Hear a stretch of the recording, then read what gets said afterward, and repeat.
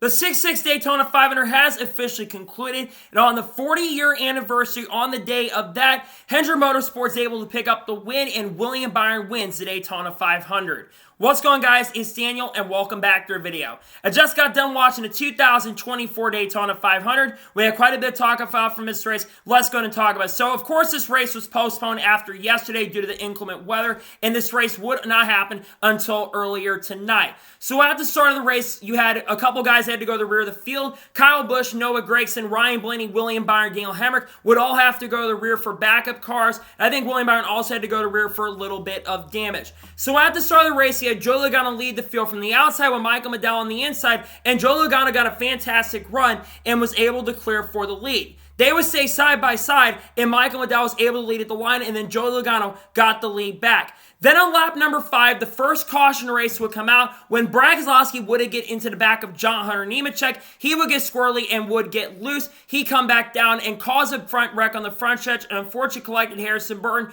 Carson Osbar, and Austin Dillon, Kaz Grala, Ryan Preece, and Jimmy Johnson had nowhere to go incident and the wreck. A shame because I don't know what Keselowski was doing there, a little bit over-aggressive on lap number 6 to be making that move, but still, we were able to keep going after that, but a lot of those guys unfortunately fell out of the race because of the over-aggressive pushes.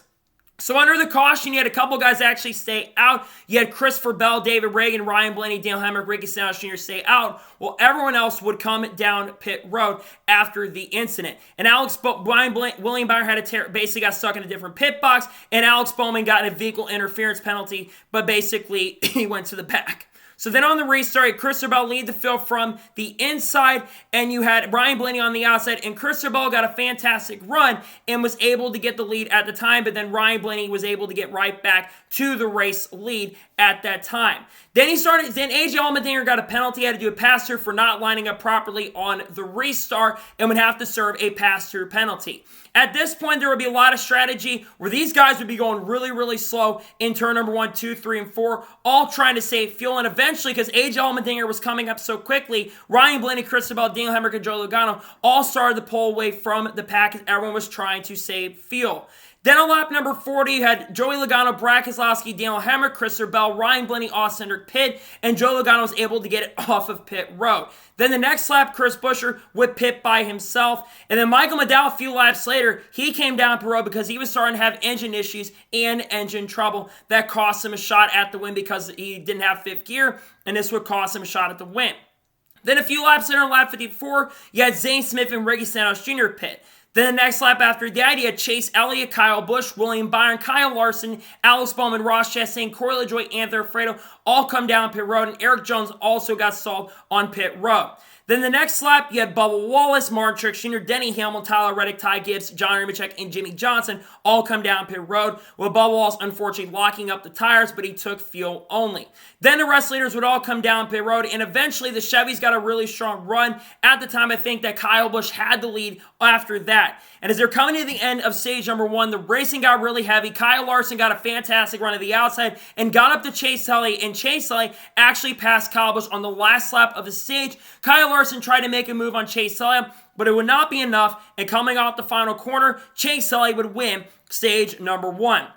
Then we had all the stars come down pit road, where Brad Keselowski, Riley Herbst, Daniel Hemrick all stayed out. Then you had Tyler Reddick pit from 15th, but it's solid coming to pit road. Kyle Busch got a safety violation, and John Nemechek was over the wall too soon.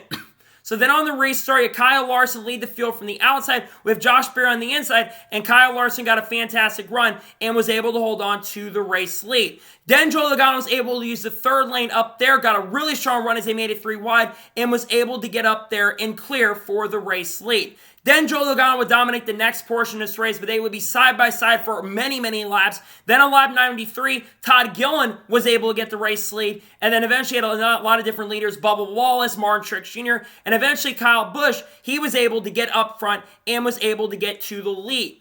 Then we started seeing green flag pit stops once again in lap 111, where Bubba Wallace, Ryan Preece, Todd Gillen, Joey Logano, Martin Truex Jr., Chris Buescher, Tyler Reddick, Brad Keselowski were among the drivers that came down pit road. Unfortunately, Ryan Preece had a speeding penalty, and Ty Gibbs missed his box coming to pit road.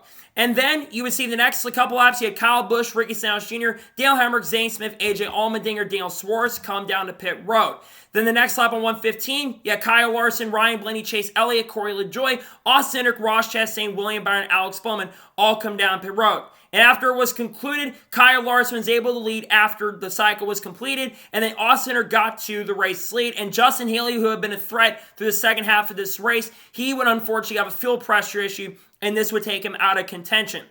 As we're coming to the end of the stage, you had a side-by-side battle between Austin Cindric and Kyle Busch coming to the end, and then Ryan Blaney times it out picture perfectly, coming off of turn number 4, and Ryan Blaney's able to pass Austin Cindric, and he goes on to win stage number 2.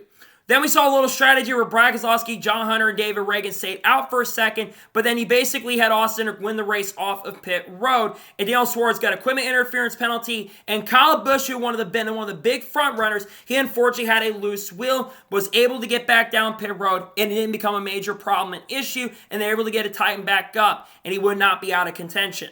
So then on the restart, you had Austin Cindric lead the field from the outside with Bubba Wallace on the inside, and Austin Cindric got a fantastic run, and they stayed side-by-side battling for the lead with Cindric getting the lead. Then a few laps later, Bubba Wallace, he was able to take the race lead, and then AJ Allmendinger, he was able to get the race lead for a little bit, and then with going 3 wide with about 50 laps to go, Kyle Busch was able to get the lead back. Then he basically had Denny Hamlin get a really strong run, show up for the first time in lap 152. He's able to take the lead, and then Kyle Busch got on the outside wall trying to move up into second position, but he basically was able to continue going.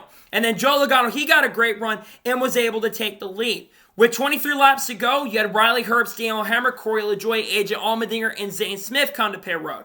Then the next lap, you had Christopher Bell, Martin Truex Jr., Tyler Reddick, Eric Jones, Bubba Wallace, Ty Gibbs, and John Hunter Nemechek come down pit road.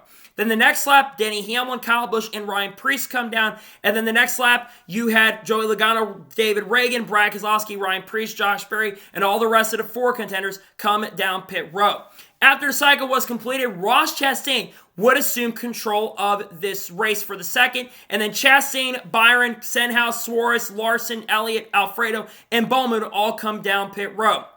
And then we saw some fantastic racing after the cycle came out with Daniel Suarez getting the race lead, but eventually his teammate Ross Chastain was able to get it back. And then coming around, the racing was getting really, really intense, but with 8 laps to go, the big one was strike. William Byron would get a big push from Alex Bowman going into turn number 3 or coming down the backstretch. Byron would get into the back of Keselowski, sending him up the racetrack with nowhere to go into Joey Logano, collects many drivers, including Ryan Blaney, Kyle Larson, Brad Keselowski, Noah Gragson, Denny Hamlin, Chase Briscoe, Chris Buescher, Martin Truex Jr., Joey Logano, Daniel Hemrick, Todd Gillen, Ryan Preece, Eric Jones, Tyler Reddick, Stenhouse, Gibbs, Alfredo, and Daniel Suarez. To me, the incident is really on a couple people, really mostly on Alex Bowman for giving an over-aggressive push, but it is the end of the Daytona 500, so the aggressive pushes are going to come into play, especially at the end of these races, and especially for the Daytona 500. It was getting really aggressive. I don't put any blame on William Byron there, because William Byron did nothing wrong in that situation. He really couldn't back off, because he's getting such a big push, and he was trying to back off. Really nothing he could do there, and sadly, a lot of really good contenders, like Joe Logano, who probably had the fastest car, and many others were caught up in the incident and the wreck. Then we would get back racing with 4 laps to go, with Ross Chastain leading the field from the outside with William Byron on the inside. Chastain would get a fantastic restart and was able to clear. But with 3 laps to go, Austin Cindric got a huge push, gave a huge push to William Byron, and was able to pass Ross Chastain. And as they were coming to the white flag of this race, Ross Chastain was getting a huge run up on the outside, was trying to make the pass. He goes up there, is actually able to get the race lead, but would spin from second position and collect Austin Cindric. And coming to the end of the race, the caution would fly on the last lap, and William Byron is able to come off the final corner under caution and win his first Daytona 500. Talk about this Daytona 500. William Byron was not a massive factor until the end of this race. He had to get into a backup car, had issues on pit road throughout this event. And on the 40-year anniversary of the day exactly of Hendrick Motorsports' first Daytona 5 race, they're able to win their 9th Daytona 500. And on the first year that they hadn't won the pole for the 500 since 2014, 13, I should say, they're able to finally win the Daytona 500 for the first time in 10 years when Dale Jr. was able to win the Daytona 500. This is a huge deal. William Byron is kind of an underrated super speedway racer. He did not have the fastest car by any stretch of imagination, but he was in the right position and right time and was able to get the Daytona 500 win. He deserves it. It was a great day there. Congratulations to William Byron on being able to win his first Daytona 500. Now his legacy is cemented. He now will go out and try to win the championship this year. Came close to winning it last year. He starts the year off really, really good and picks up his 11th career NASCAR Cup Series win. So now, let's go ahead and take a look at the race results, and I'll give you my score and thoughts on today's race. So William Byron picks up the win. Alex Bowman finished the second, a really great run for Alex Bowman. Bowman was a pretty big factor in the second half of this race especially. He did give the big push that caused the big one, but a really good start to the year for a driver who did not have a great year last year, finishing second. Great start to the year for him. Cristobal finishes third. I did not expect Bell to be a threat this weekend, but I thought he might become a threat on Thursday after winning his duel. A great day for Cristobal. The start the year off great. Finishes third once again like he did last year. Corey LaJoie finishes fourth. Really good run for Corey LaJoie. And he legitimately had a top 5 car in a lot of this race. He led some of this event and finished fourth. Great run for him. Bubba Wallace finishes fifth. I thought Bubba Wallace was going to be a little bit more of a threat in this race, and granted, he did lead and was in the top 10 a majority of it. Never had the dominant car, but a really good start to the year. Got some stage points as well. That's really, really key for him. He finishes fifth. A really good day. He was a major threat for the win. He finishes fifth.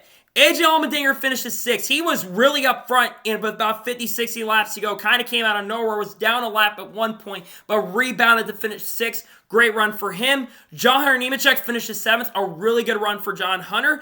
Eric Jones finishes eighth. Had a quiet run today, but you know what? Finishing in the top 10. Really great run for him. Noah Gragson comes back and finishes in the top 10. A great run for Noah Gragson. First top 10 of the year for him. We know SHR historically is really good at these super speedways.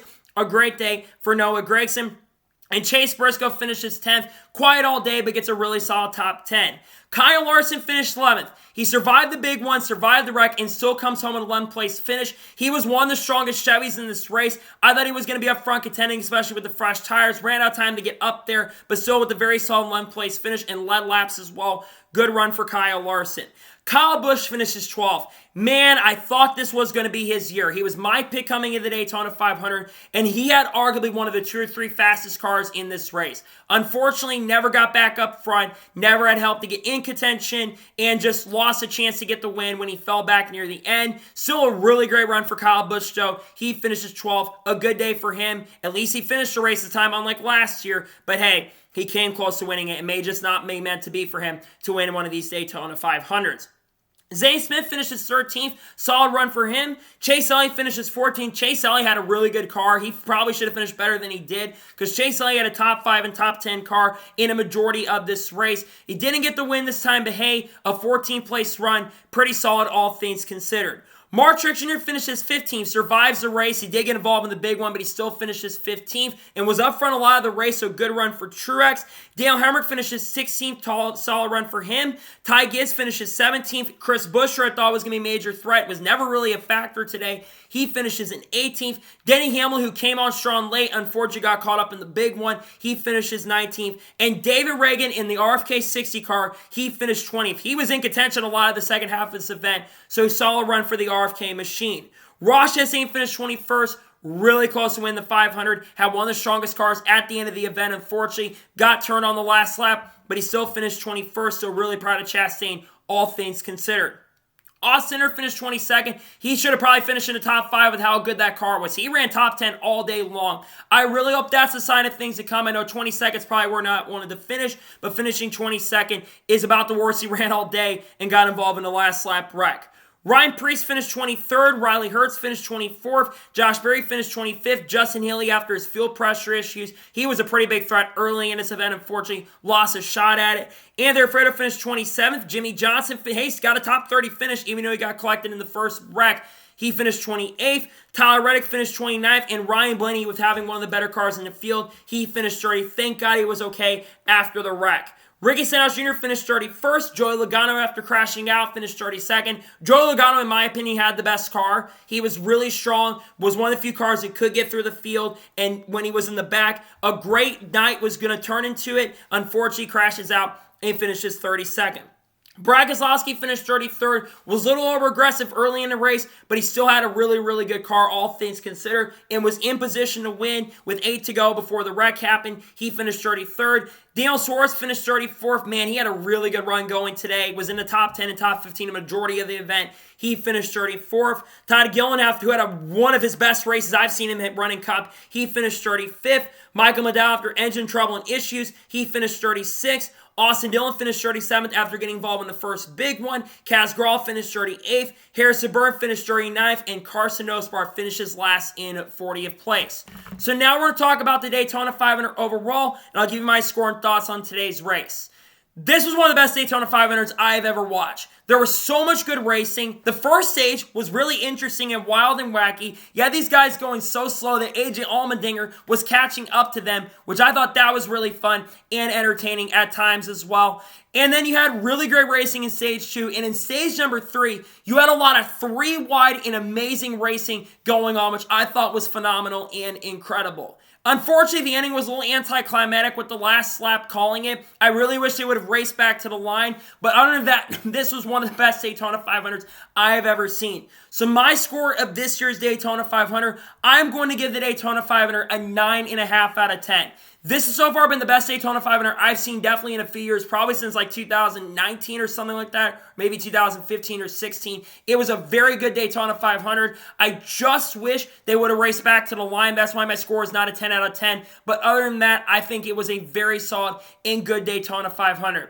I'll move on to the Fox broadcast real quick. I think there were too many commercials at points, but the commentary was solid. Mike Joy, who of course was doing his 45th Daytona 500 broadcast, really incredible career, by the way, on that. He did an incredible job, and Kevin Harvick was absolutely amazing. I enjoyed this Daytona 500, and I really hope it's a good omen for the rest of the year. This was so much better than the Truck Series and ARCA Series races, and we had to wait a day, but I think it was absolutely worth the wait because it was an incredible and fun and exciting event.